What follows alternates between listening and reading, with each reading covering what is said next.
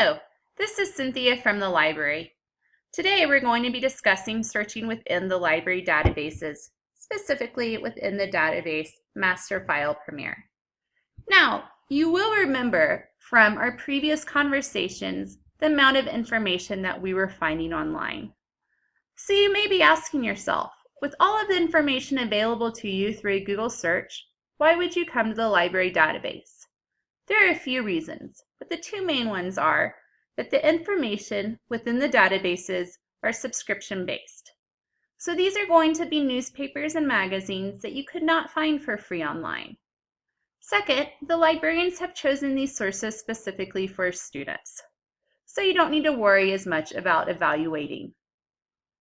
Now, to get to this page, you're going to want to click on your home page within D2L, click the green library link, and then follow instructions until you get to a list of databases. Then choose MasterFile Premier. It will automatically drop you into the advanced search. However, if you were wondering where that is, you would just click on Advanced Search below the main search box. You'll remember that my last example was looking at children and screen time, and I will continue to use that example as well. So I could just do a simple search of children and screen time. But perhaps one author would be using elementary student instead of children. And since that is the age I'm interested in, I'm going to put an or between those two terms and have the database search both terms simultaneously. I'm going to go ahead and click search. And you can see that I have 410 results. That's too many results to search through, so we're going to have to narrow down our results. If you scroll down, you will see on the left-hand side the different source types. We have magazines, we have newspapers, we have academic journals, we have some biographies. Perhaps we are only interested in magazine titles. We can click on that, and we can see out of those 410 results, 211 were magazines. I could also click here where it says Limit To. You can see that this box full text is automatically clicked, but you can also tell that the earliest result from this selection is from 1925. Now in 1925, they would have been using the term screen time in a different manner. So I'm going to say that I am only interested in the last 15 years, or even the last 5 years. All of your topics are subjects that are continually evolving. And so think about your topic when you decide if you want to limit to the last 5, the last 10, or even the last 30 years. And you can see that I have 134 results. Once again, these are all magazines. I could search by date newest, which I recommend, or by relevance. Now 134 results is still quite a few to scroll through.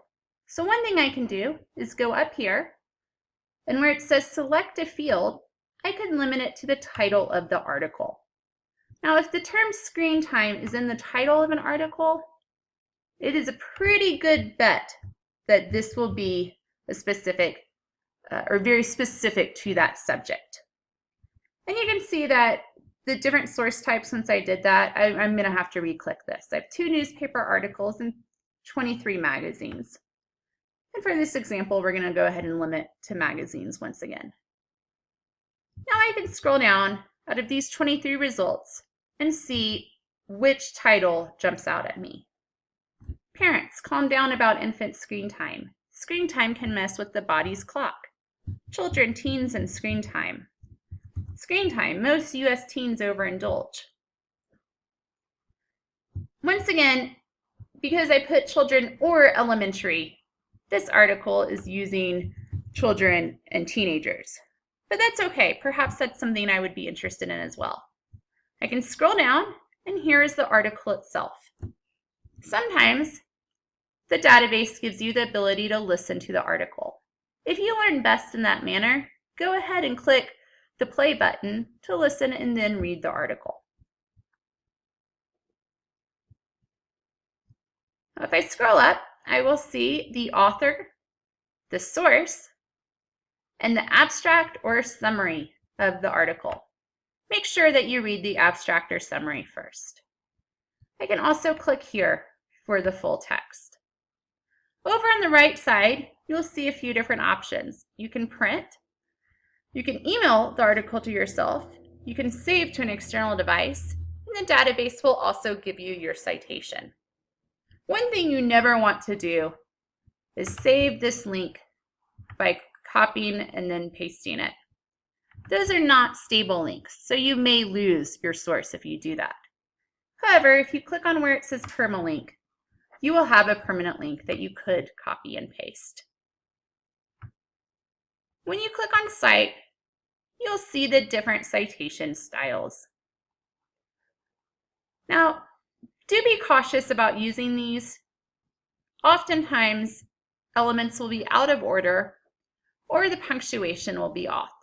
So I recommend that you check it against another source, but it will still be easier to copy and paste from this box.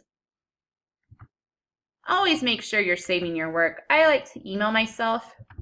Now you can use any email address, whether it's your Front Range one or a personal one.